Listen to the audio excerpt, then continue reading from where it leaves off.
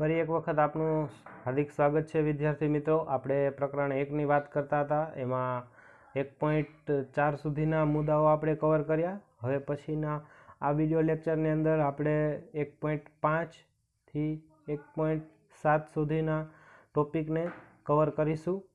વિદ્યાર્થી મિત્રો, ગઈકાલે જે પ્રમાણે આપણે ડિસ્કશન કર્યું તે ઉપરથી આપણને ખ્યાલ આવ્યો કે વિદ્યુત ભાર છે એના મૂળ બે પ્રકારો હોય છે, એક તો ધન વિદ્યુત ભાર અને એક ઋણ વિદ્યુત ભાર।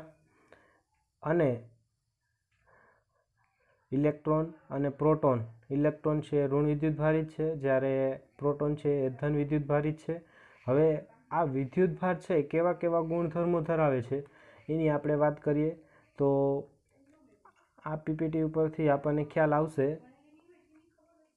કે વિદ્યુત ભાર છે એ 3 પ્રકારના ગુણધર્મો ધરાવે છે, જેવા કે વિદ્યુત ભારો હોય, બે વિદ્યુત ભારો અથવા તો ઘણા બધા વિદ્યુત ભારો હોય, એનો આપણે સરવાળો કરી શકીએ છીએ। એટલે કે વિદ્યુત ભાર છે એ અદિશ રાશિ છે અને એનો સરવાળો બેઝિક સરવાળાની જેમ આપણે કરી શકીએ છીએ। બીજો વિદ્યુત ભારનો ગુણધર્મ છે, વિદ્યુત ભારનું હંમેશા સંરક્ષણ થાય છે, જેવી રીતના કુદરતમાં મૂળભૂત સંરક્ષણના નિયમો છે તે જ પ્રમાણેના નિયમને વિદ્યુત ભાર અનુસરે છે।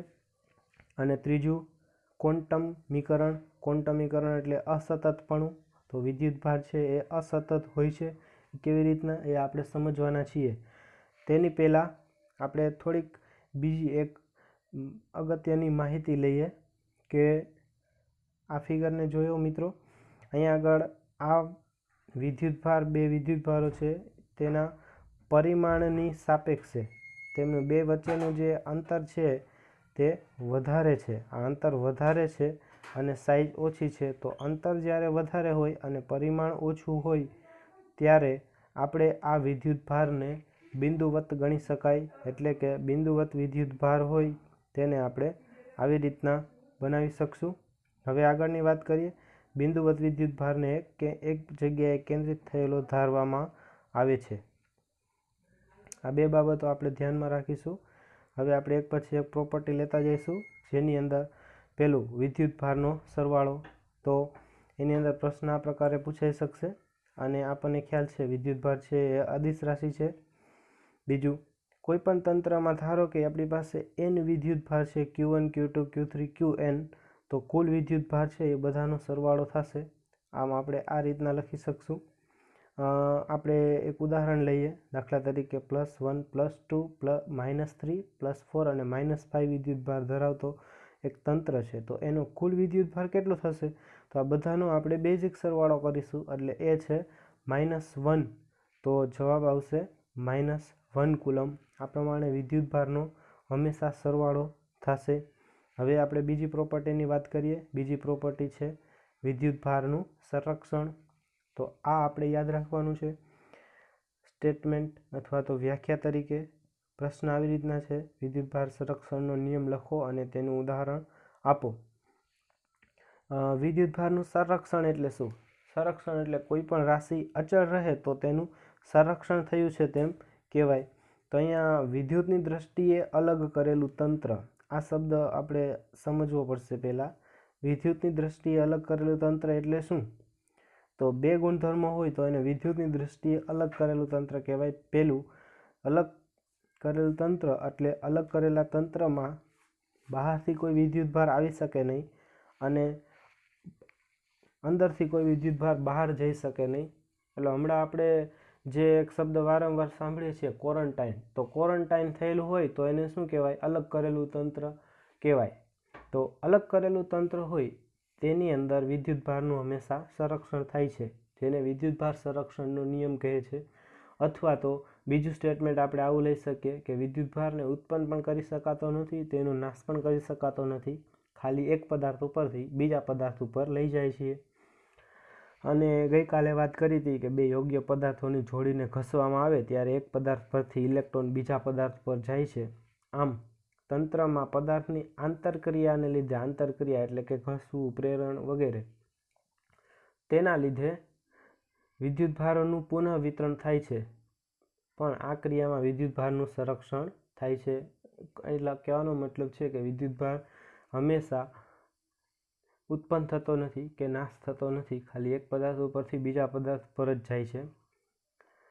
એક ઉદાહરણ લઈએ. કુદરતમાં પણ ઘણી બધી એવી પ્રક્રિયાઓ છે જેમાં વિદ્યુતભારો ઉત્પન્ન થતા હોય. જેમ કે એક પ્રક્રિયા એવી છે કે ન્યુટ્રોનનું પ્રોટોનમાં અને ઇલેક્ટ્રોનમાં રૂપાંતરણ થાય છે. આ રેડિયો ન્યુક્લિયર પ્રક્રિયાની અંદર આવું થાય છે. ન્યુટ્રોનમાંથી પ્રોટોન અને ઇલેક્ટ્રોન બને છે. તો જો ન્યુટ્રોન છે એનો વિદ્યુતભાર શૂન્ય હતો, પ્રોટોનનો વિદ્યુતભાર છે ધન અને ઇલેક્ટ્રોનનો વિદ્યુતભાર છે ઋણ. આ બેનો સરવાળો કરો તો 0 અને ન્યુટ્રોનનો પહેલેથી હતો 0, તો 0માંથી 0 જ રહ્યો, એટલે કે એક ધન બન્યો અને એક ઋણ બન્યો, તો બેનો સરવાળો 0 થયો. આમ તટસ્થ પદાર્થ પહેલા વિદ્યુતભાર કેટલો છે? 0. હવે પછી વિદ્યુતભાર કેટલો થયો? 0 થયો. તો આમ કોઈ નવો વિદ્યુતભાર ઉત્પન્ન થતો નથી. આમ વિદ્યુતભારનું સંરક્ષણ એ વિશ્વવ્યાપી ઘટના છે. કોઈ પણ ઘટનાની અંદર વિદ્યુતભારનું સંરક્ષણ અવલોકી શકાય છે, વિદ્યુતભારનું સંરક્ષણ જોઈ શકાય છે. હવે પછીની વાત કરીએ. આ અતિ અગત્યની વાત. એક ઇલેક્ટ્રોન હોય તો એના ઉપર વિદ્યુત મિત્રો 1.6 ગુણ્યા 10⁻⁻⁹ કુલમ્બ વિદ્યુતભાર હોય. આપણને ખબર છે વિદ્યુતભારનો એકમ કુલમ્બ છે અને એક ઇલેક્ટ્રોન પરનો વિદ્યુતભાર છે 1.6 ગુણ્યા 10⁻⁹ કુલમ્બ. આ આપણે હંમેશા યાદ રાખશું. ઇલેક્ટ્રોન પરનો વિદ્યુતભાર માઇનસ છે, આથી ઇલેક્ટ્રોનનો વિદ્યુતભાર માઇનસ છે, આથી તેને આપણે ઈ વડે દર્શાવીએ છીએ, -E. અને ક્યાંય પણ ઈ આવે એનો મતલબ આપણે હંમેશા આમ જ કરીશું. ઈ એટલે 1.6 ગુણ્યા 10⁻⁹, જેને આપણે ઈ વડે લખશું. હવે પછીની આપણે વાત કરવાના છીએ આગળની પીપીટીની અંદર વિદ્યુતભારનું ક્વોન્ટમીકરણ. વિદ્યુતભારનું ક્વોન્ટમીકરણ એટલે અસતતપણું. જેમ કે આપણે વ્યવહારમાં જોવા જઈએ, એક સાદું ઉદાહરણ લઈએ આપણે કે એક આપણી પાસે મોબાઈલ છે, તો આપણી પાસે કાં એક મોબાઈલ હોઈ શકે, કાં 2 મોબાઈલ હોઈ શકે, કાં 3 મોબાઈલ હોઈ શકે, પણ 1.5 મોબાઈલ ન હોઈ શકે. આવું જ વિદ્યુતભારનું પણ છે. 1.5 મોબાઈલ શક્ય નથી, તો આપણે એમ કહી શકાય કે ભાઈ મોબાઈલની સંખ્યા છે તે ક્વોન્ટાઇઝ્ડ છે, ક્વોન્ટમીકરણ થઈ ગયેલું છે એનું. 1 પછી 2 જ શક્ય છે સીધું. 1 પછી 1.1 શક્ય નથી, 1.2 શક્ય નથી, 1.3 શક્ય નથી. વિદ્યુતભારમાં પણ એવું છે. કોઈ પદાર્થ ઉપરથી એક ઇલેક્ટ્રોન બીજા પદાર્થમાં જઈ શકે, અડધો ઇલેક્ટ્રોન બીજા પદાર્થમાં જઈ શકે નહીં. તો કોઈ પદાર્થમાંથી એક ઇલેક્ટ્રોન દૂર થાય તો એના ઉપર 1.6 ગુણ્યા 10⁻⁹ કુલમ્બ વિદ્યુતભાર આવે. 2 ઇલેક્ટ્રોન દૂર થાય તો 3.2 ગુણ્યા 10⁻⁹ કુલમ્બ વિદ્યુતભાર છે એ આવે. પણ એ બે વચ્ચેની કોઈ આંકડો શક્ય નથી. એક વિદ્યુતભાર છે 1.6 ગુણ્યા 10⁻⁹ અને બીજું 3.2 ગુણ્યા 10⁻⁹ શક્ય છે. એની વચ્ચેનો કોઈ વિદ્યુતભાર શક્ય નથી. આપણે સ્ટેટમેન્ટ યાદ રાખીશું. કુદરતમાં મળતા બધા જ વિદ્યુતભારના મૂલ્યો કોઈ એક મૂળભૂત વિદ્યુતભાર એટલે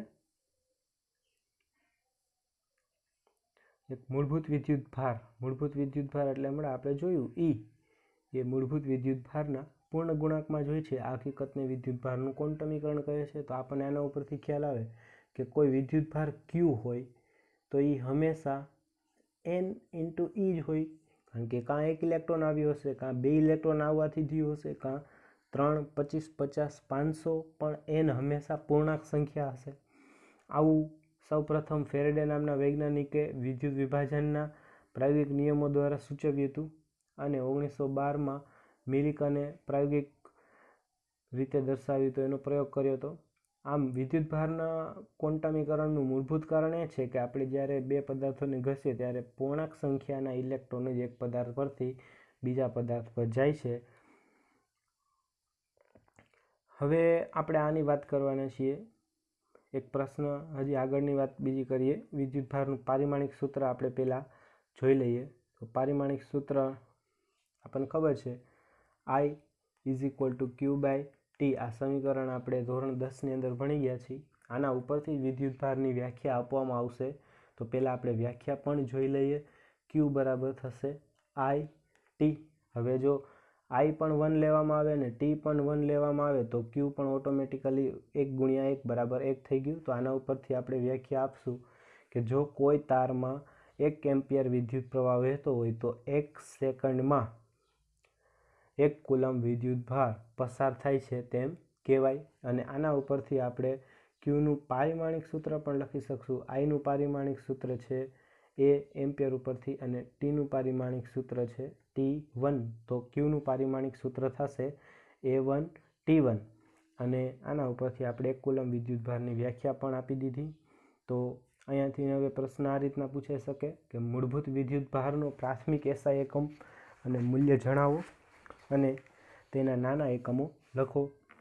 તો ઇલેક્ટ્રોન પરના વિદ્યુત ભાર એટલે 1 ઇલેક્ટ્રોન ઉપરનો જેટલો વિદ્યુત ભાર છે એને E કહેવાય. E એટલે 1.6 × 10⁻19 તેને પ્રાથમિક એકમ કહેવાય. જેમ આપણી મકાન છે એ ઈંટોનું બનેલું હોય તો 1 ઈંટની સાઇઝ, એવી રીતના આમાં પણ 1 ઇલેક્ટ્રોન ઉપરનો વિદ્યુત ભાર 1.6 × 10⁻19 કુલમ. તેની સંજ્ઞા E છે. ક્યાંય પણ આપણને E દેખાય તો Eનો મતલબ હવેથી 1.6 × 10⁻19 કુલમ થશે. કુલમની વ્યાખ્યા આપણે વિદ્યુત પ્રવાહ ઉપરથી આપી શકીએ કે કોઈ પણ તારમાં 1 એમ્પિયર વિદ્યુત પ્રવાહ વહેતો હોય તો 1 સેકન્ડમાં વહન પામતા વિદ્યુત ભારને 1 કુલમ વિદ્યુત ભાર કહેવાય. અને SI એકમમાં Eનું મૂલ્ય આપણને ખ્યાલ છે 1.6 × 10⁻19 કુલમ. વ્યવહારમાં આપણે વાપરીએ છીએ. આ અત્યગત્યની વસ્તુ આપણે યાદ રાખવાની છે મિત્રો. 1 કુલમ વિદ્યુત ભારમાં આશરે 6.25 × 10⁸ ઇલેક્ટ્રોન હોય છે. 6.25 × 10⁸. આ વખતે માર્ચ 2020ની એક્ઝામમાં આ પૂછાયેલો પ્રશ્ન છે કે 1 કુલમ વિદ્યુત ભારમાં કેટલા ઇલેક્ટ્રોન હોય છે? 6.25 × 10⁸ ઇલેક્ટ્રોન હોય. કેવી રીતના આવે તો આપણને ખબર છે 1 ઇલેક્ટ્રોન ઉપરનો વિદ્યુત ભાર 1.6 × 10⁻19 1.6 × 10⁻19 કુલમ એટલે 1 ઇલેક્ટ્રોન. તો 1 કુલમ એટલે કેટલું? તો વિદ્યાર્થી મિત્રો તમે ઘરે ટ્રાય કરશો ત્રિરાશિ મૂકી તો તમને જવાબ મળશે 6.25 × 10⁸ ઇલેક્ટ્રોન હોય છે. હવે આપણે આગળની સ્લાઇડની વાત કરીએ. હજી એક પ્રશ્ન આ પેરેગ્રાફમાંથી અથવા તો આ ટોપિકમાંથી પૂછાઈ શકે કે કોઈ પણ પદાર્થ પરનો વિદ્યુત ભાર હંમેશા Eનો પૂર્ણ ગુણાંક જ હોય તેમ કેવી રીતના કહી શકાય? તો આપણને ખબર છે, એક ઉદાહરણ લઈએ આપણે કે ધારો કોઈ પદાર્થમાં N1 ઇલેક્ટ્રોન ને N2 પ્રોટોન હોય તો એ પદાર્થ ઉપર કુલ વિદ્યુત ભાર કેટલો થશે? તો કે N1 ઇલેક્ટ્રોન એટલે કે N1 × -E, કારણ કે 1 ઇલેક્ટ્રોનનો વિદ્યુત ભાર -E હોય. અને N2 પ્રોટોનનો વિદ્યુત ભાર N2E. તો આ બેનો સરવાળો કરીએ. હવે N1 અને N2 તો પૂર્ણાંક જ હોય આપણને ખ્યાલ છે. તો ટોટલ વિદ્યુત ભાર હવે કેટલો થયો? તેમનો તફાવત લઈએ આપણે બેની બાદબાકી. તો N2 - N1E આવશે, માઇનસ આવશે.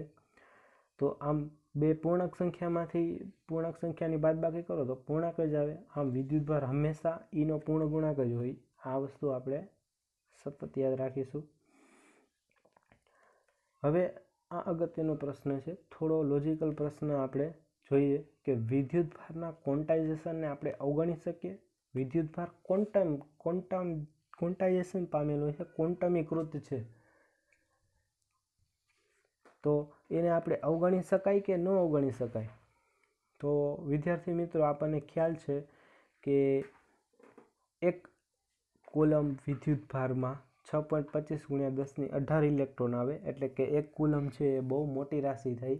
ઘણા બધા કરોડો ઇલેક્ટ્રોન ભેગા થાય ત્યારે 1 કુલમ વિદ્યુત ભાર બને. એટલે વિદ્યુત ભાર હંમેશા કાં 1.6 કાં એનો ગુણાંક 1.6નો ગુણાંક થશે 3.2 અથવા તો એનાથી ડબલ અથવા તો એનાથી ડબલ, એવી રીતના હોઈ શકે. પણ આપણે ઘણા બધા ઇલેક્ટ્રોનને જ્યારે ભેગા કરીએ ત્યારે આ ક્વોન્ટાઇઝેશન આપણે અવગણી શકીએ છીએ. જેમ કે આપણે એક સાદું ઉદાહરણ આપું તમને કે ઘઉંના 2 દાણા હોય ત્યારે આપણે એમ કહી શકીએ કે ભાઈ 2 દાણા છે અથવા 5 દાણા છે, 5.5 નથી.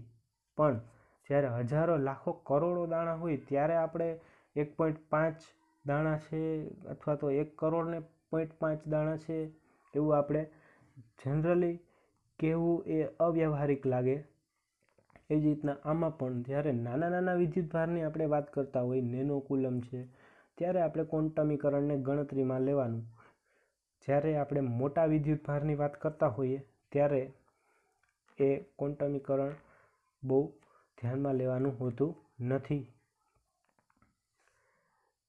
એટલે આની અંદર આપણે એક ઉદાહરણ આપ્યું છે, એને આપણે જોઈ શકીએ કે ટપકાવાળી રેખા દૂરથી જોઈએ તો સળંગ દેખાય. ટપકા એટલે કે નાના વિદ્યુતભારો છે.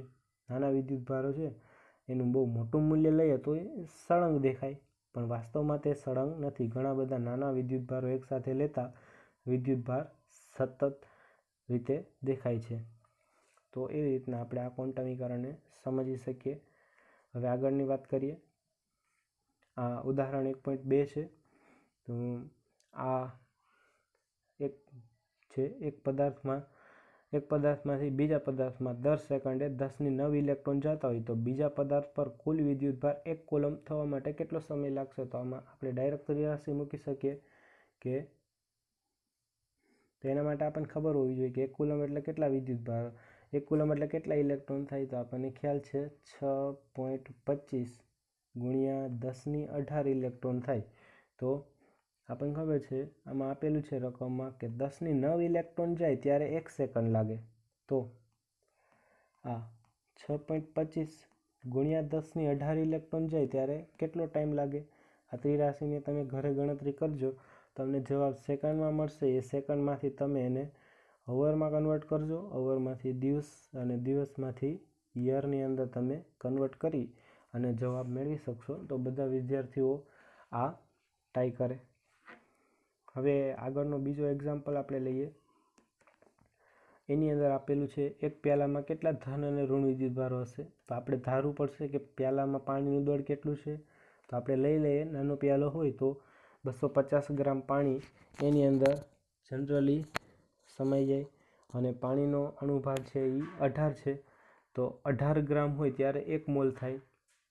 તો 18 ગ્રામ એટલે 1 મોલ અને 1 મોલ એટલે 6.022 ગુણ્યા 10⁻23.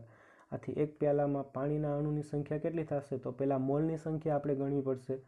તો મોલની સંખ્યા n બરાબર m/m. તો n કેટલો છે?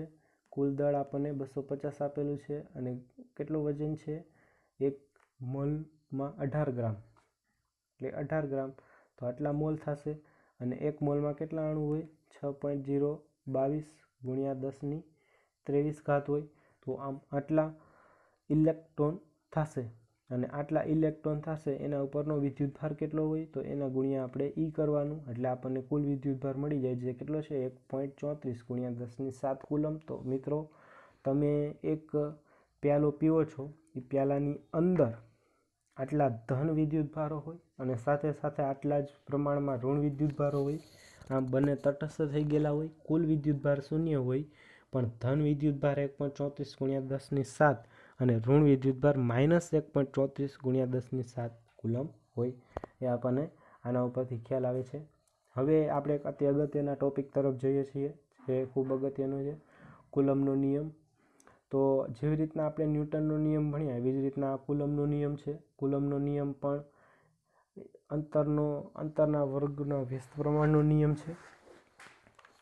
તો કુલમ નામના વૈજ્ઞાનિકે એવું કીધું કે બે વિદ્યુતભારો હોય, એક વિદ્યુતભાર Q1 અને બીજો વિદ્યુતભાર જો Q2 હોય અને એ બે વચ્ચેનું ડિસ્ટન્સ r હોય તો આ બંને એકબીજા ઉપર કેટલું બળ લગાડે? તો એ બળનું મૂલ્ય આપણે આપી શકાય F = K Q1 Q2 /r². આ સમીકરણની મદદથી આપી શકાય, જે ન્યૂટનના ગુરુત્વાકર્ષણના સાર્વત્રિક નિયમ જેવું જ છે. F = યાદ હશે G m1m2/r². એના જેવું સૂત્ર છે. F = અહીંયા આગળ K આવશે. આ Kનું આપણે એકમ પણ નક્કી કરી શકીએ. Kનો એકમ શું થશે? તો આના ઉપર અહીંયા જો આનું બળનો એકમ થશે ન્યૂટન, આ સાઈડ જશે, આનો એકમ થશે મીટર². ન્યૂટન × મીટર² અને આ કુલમ સ્ક્વેર છે એ નીચે આવી જશે. તો ન્યૂટન × મીટર² પ્રતિ કુલમ સ્ક્વેર. Kનો એકમ આપણે ખાસ ધ્યાનમાં રાખીશું. હવે આ ટોપિકમાંથી કુલ 3 પ્રશ્નો બનવાના છે. પહેલાં તો કુલમનો નિયમ જે અદિશ સ્વરૂપે, એક બીજો પ્રશ્ન છે એ સદિશ સ્વરૂપે, અને ત્રીજો કુલંબે આ વિદ્યુતભાર કેવી રીતના મેળવ્યો એ રીતે.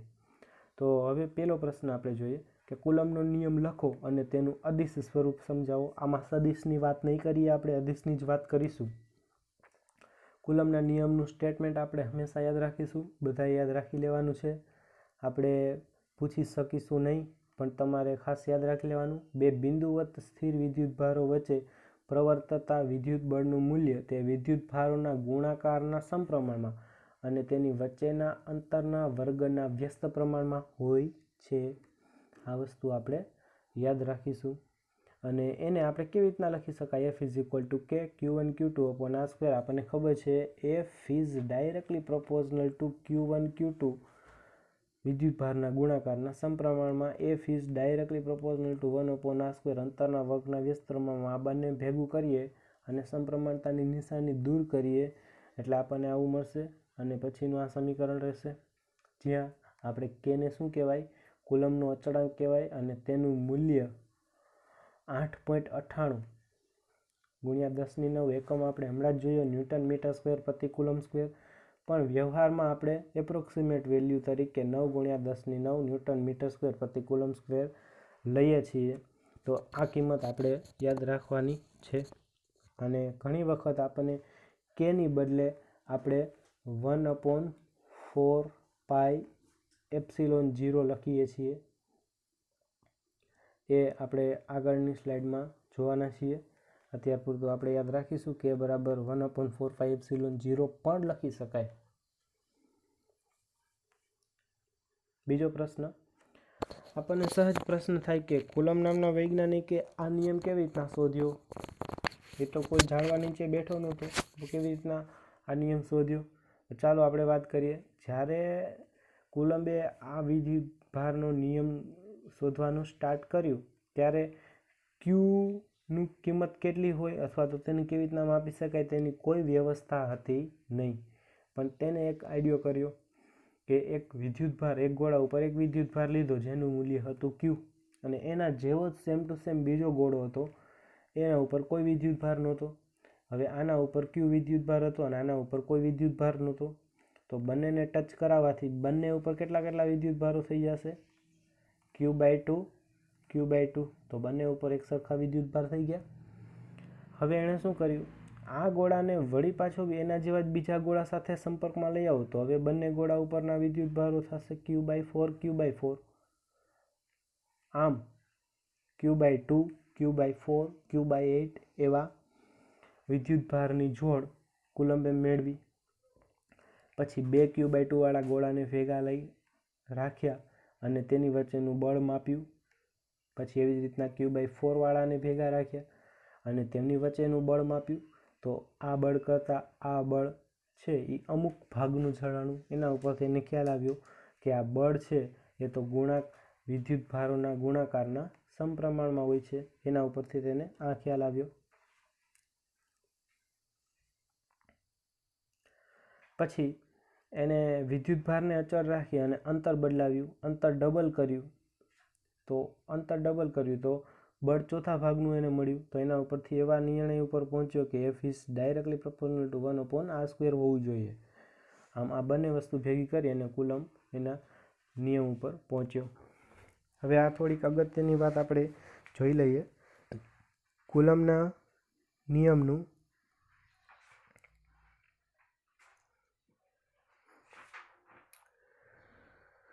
કુલંબે આ નિયમ સાબિત કર્યો એ મોટા અંતર માટે હતો, પણ હવે તે નાના અંતરો માટે પણ લાગુ પડે છે અને નાના અંતર માટે પણ ખૂબ સારી રીતના આ નિયમ કામ કરે છે. બીજું, ઘણી વખત કુલંબ જ્યારે પ્રયોગ કર્યો ત્યારે વિદ્યુતભારના કોઈ એકમ નહોતો, વિદ્યુતભારનું કોઈ મૂલ્ય નહોતું અને તેને એમનેમ જ નિયમ મેળવ્યો હતો. પણ હવે કુલમના નિયમનો ઉપયોગ કરીને આપણે વિદ્યુતભારની વ્યાખ્યા આપી શકાય. કેવી રીતના આપી શકાય? તો આપણને ખબર છે F is equal to K Q1 Q2 upon R square. તો આ બંનેને આપણે Q1ને એક લઈ લઈએ, Q2ને એક લઈ લઈએ અને Rને 1 મીટર લઈ લઈએ. તો એફ બરાબર શું થશે? કે થશે. તો એફ બરાબર કે થાય તો જ્યારે બે વિદ્યુતભારોને એકબીજાથી 1 મીટર અંતરે શૂન્ય અવકાશમાં મૂકેલા હોય ત્યારે એની વચ્ચે લાગતું બળ 9 × 10⁹ ન્યૂટન થશે. આના ઉપરથી આપણે કેની કિંમત આપી શક્યા છીએ. એટલે કે 1 કુલમ્બ એવો વિદ્યુતભાર છે કે તેને તેટલા જ મૂલ્યના બીજા વિદ્યુતભારથી શૂન્યાવકાશમાં 1 મીટર અંતરે મૂકીએ તો 9 × 10⁹ મીટરનું અપાકર્ષણ બળ અનુભવે છે. અને આપણને ખ્યાલ છે કે 1 કુલમ્બ વિદ્યુતભાર એ ખૂબ જ મોટો એકમ છે. વ્યવહારમાં હંમેશા મિલી અને માઇક્રો જેવા વિદ્યુતભારો જ વપરાય છે. અને આના માટે કેની બદલે આપણે 1/4πε0 સરળતા માટે વાપરીએ છીએ. જ્યાં ε0ને શું કહેવાય? તો ε0ને આપણે શૂન્યાવકાશનો પરાવૈદ્યુતાંક અથવા તો શૂન્યાવકાશની પરમિટિવિટી કહેવાય. પરમિટિવિટી એટલે કે પરમિશન કેટલી આપે છે વિદ્યુત ક્ષેત્રને પસાર થવા માટે કેટલી પરમિશન આપે છે તેને કહેવાય પરમિટિવિટી પરાવૈદ્યુતાંક. તેનું મૂલ્ય આપણે યાદ રાખીશું 8.85 × 10⁻12 અને આનો એકમ છે એ કે કરતાં વ્યસ્ત આવશે. કેનો એકમ હતો? ન્યૂટન મીટર સ્ક્વેર પ્રતિ કુલમ્બ સ્ક્વેર. તો આનો એકમ થશે coulomb square newton coulomb square પ્રતિ ન્યૂટન મીટર સ્ક્વેર. હવે આપણે ત્રીજો પ્રશ્ન જોઈએ. ત્રીજા પ્રશ્નની અંદર વિદ્યુત ભારોનું સદિશ સ્વરૂપમાં આપણે ચર્ચા કરવાની છે અને મહત્ત્વ જણાવવાનું છે. તો આપણે એક ઉદ્ગમ બિંદુ લઈ લઈએ. આ ઉગમ બિંદુ છે. ત્યાંથી એક વિદ્યુતભાર Q1 અહીંયા છે અને એક બીજો વિદ્યુતભાર Q2 અહીંયા છે. અહીંયાથી અહીંયા જોડતો સ્થાન સદિશ R1 છે અને ઓથી Q2ને જોડતો સ્થાન સદિશ છે એ R2 છે. હવે આની અંદર આપણે સરવાળાનો નિયમ વાપરીએ તો સદિશના સરવાળાનો નિયમ ત્રિકોણનો નિયમ છે. આપણી પાસે આ એક સદિશ છે, ત્યાંથી એક આ બીજો સદિશ છે. આ સદિશનું નામ શું છે? R1. અને આ 1 નંબરથી 2 નંબર સુધી જે સદિશ જાય છે એનું નામ આપણે આપેલું છે R21. એટલે આ શું છે? R21. આ બંનેનો સરવાળો આવી રીતના મળે તો આ બંનેનો સરવાળો આ શું સદિશ થશે? આપણે અહીંયા આ ત્રિકોણ ઉપરથી નિયમ લખી શકીએ કે તો R1 + R21 = R2 થશે. તો R21ની કિંમત શું થઈ શકે? R21 = R2 - R1. આ ખૂબ જ સમજવા જેવી વાત છે. અને આપણે અત્યારે સદિશ આ દિશામાં લીધો પણ એના કરતાં વિરુદ્ધ દિશાનો સદિશ લઈ આ સાઈડ લઈએ તો એ R12 કહેવાય. તો R12ની દિશા R21 કરતાં ઉલટી છે. આથી આગળ માઇનસની સાઇન લખી શકાય. હવે વાત કરીએ આ 2 નંબરનો જે વિદ્યુતભાર છે Q2 એના ઉપર લાગતું બળ. તો 2 નંબર ઉપર લાગતું બળને આપણે કહેશું F2 અને લાગે છે કેના લીધે? 1ના લીધે લાગે છે, Q1ના લીધે. એટલે આપણે કહેશું F21 = આપણે નિયમ લખીએ કેની બદલે આપણે 1/4πε0 લખીએ તો લખી નાખ્યું. પછી Q1 અને Q2 બંને વિદ્યુતભારનો ગુણાકાર એમાં છેદમાં બંને વચ્ચેનું અંતર તો R21 અને આ એકમ સદિશ છે. એકમ સદિશ કેની દિશામાં? તો કે F21ની દિશામાંનો એકમ સદિશ છે. એ આપણે પાછળની સ્લાઇડમાંથી ચેક કરી શકીએ. આ R12 સદિશ છે. R12 સદિશ એ R12 સદિશ અને છેદમાં તેનું મૂલ્ય તો એ R12ની દિશામાં એકમ સદિશ થશે અને જેની દિશા F21ની દિશામાં છે તો આપણે F21ની દિશા બતાવીએ ત્યારે આ એકમ સદિશ વાપરી શકશું. ફરીથી આપણે આગળની સ્લાઇડમાં જોઈએ. અહીં આગળ ફરીથી આ ઇક્વેશન શું દર્શાવે છે? F2 ઉપર લાગતું બળ એટલે કે બીજા વિદ્યુતભાર ઉપર લાગતું બળ કેના લીધે? પહેલાના લીધે = K એટલે 1/4πε0 + Q1 મૂક્યું Q2 મૂક્યું છેદમાં બે વચ્ચેનું અંતર કેટલું છે? R21 એનો વર્ગ અને બાજુમાં આપણે દિશા બતાવવી પડે. અહીંયા આપણે સદિશ કરેલો છે એટલે અહીંયા દિશા બતાવશું તો આની દિશા આપણે પહેલેથી જ મેળવી લીધી છે R21. એવી જ રીતના વિદ્યુતભાર Q1 ઉપર લાગતું બળ ગોતવું હોય તો આપણે F12 લખી શકશું. તો ડાયરેક્ટ જ નંબરની અદલા બદલી કરીને આપણને જવાબ મળી જશે. હવે આપણને પ્રશ્ન થાય કે અહીંયા આગળ આ સૂત્રની અંદર વિદ્યુત ભારો હંમેશા ધન વિદ્યુત ભારો જ લેવાના કે ઋણ લેવાના કે કોઈ પણ લઈ શકાય? જવાબ છે કોઈ પણ વિદ્યુત ભાર તમે લઈ શકો.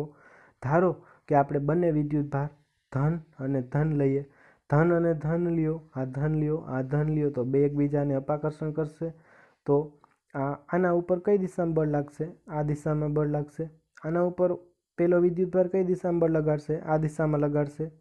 અથવા બંનેને ઋણ લઈ લ્યો, માઇનસ માઇનસ, તો પણ દિશા બરાબર રહેશે. એટલે અહીંયા આગળ ફિગર આપેલ છે Q1 અને Q2 બેનો ગુણાકાર >0 થાય તો બળની દિશા હંમેશા બહારની તરફ હશે, એટલે કે અપાકર્ષણ થશે. જ્યારે એક ધન અને એક ઋણ વિદ્યુત ભાર લ્યો તો Q1 અને